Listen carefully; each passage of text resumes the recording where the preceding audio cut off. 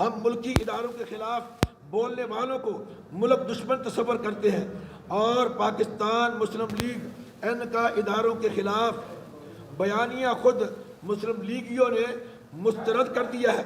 مسلم league N کی قیادت جس طرح کی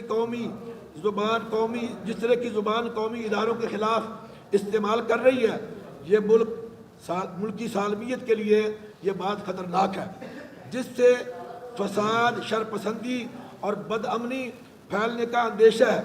یہ لوگ اپنی نااہلیاں چھپانے اور کرپشن بچانے کے لیے پاک فوج پر تنقید کر رہے ہیں۔ سیاستدان جو ہیں وہ بھی ہوش کے ناخن لیں اور اپنے رویے میں تبدیلی لائیں۔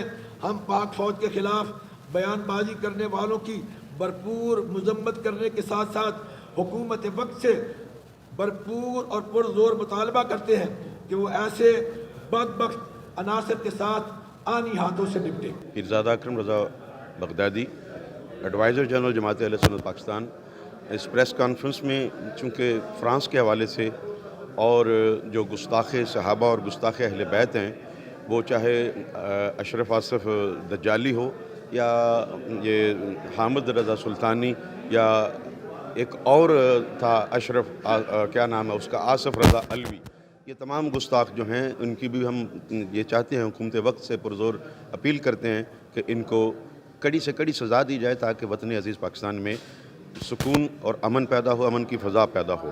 اور فرانس کی پرزور مذمت کرتے ہیں، اور افواج پاکستان کے خلاف بولنے والے یہ تمام جتنے بھی بیانیے ہیں ان تمام بیانیوں کو جماعت اہل سنت رد کرتی ہے۔ جی۔